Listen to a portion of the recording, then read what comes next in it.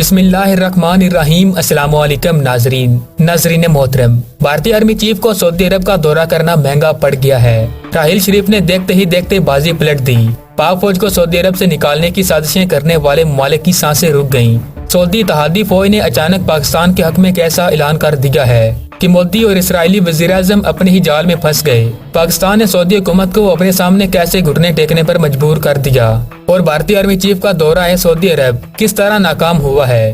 دوستوں، آج کی ویڈیو میں ہم آپ کو مکمل تفصیلات سے آگاہ کرنے والے ہیں۔ دوستوں، اسرائیل کی جانب سے ایرانی ایٹمی سائنسدان کو قتل کرنے کے بعد خطے میں حالات انتہائی کشیدہ ہو گئی ہیں۔ پاکستان اور ترکی نے کھل کر ایران کی حمایت کی، جس کی بدولت سعودی عرب پاکستان اور ترکی پر شدید غصہ ہو گیا، اور سعودی عرب پاکستان پر غصہ نکالتے ہوئے اچانک بھارتی آرمی چیف کو سعودی عرب بلا لیا۔ سعودی عرب کا منصوبہ یہ تھا کہ کسی طرح سے پاکستان سے کسوٹی چھینی جائے اور کسی ایسے ملک کو دی جائے جو سعودی عرب کی حمایت کرتا ہو۔ سعودی عرب کی ان غلط پالیسیوں کا پاکستان پر سیدھا اثر پڑا ہے، جس کی وجہ سے پاکستان نے اپنی فوج کو سعودی عرب سے واپس بلانے کا حتمی فیصلہ بھی کر لیا ہے۔ لیکن دوستوں، سعودی اتحادی ممالک نے پاکستان کے علاوہ کسی اور ملک کو سعودی عرب کو سیکیورٹی دینے کی سخت مخالفت کر دی، اور راحیل شریف کو بھی پیغام دیا ہے کہ وہ سعودی عرب میں اپنی قیادت کرے اور مسلمانوں کے اس عظیم ملک کی حفاظت کو یقینی بنائے۔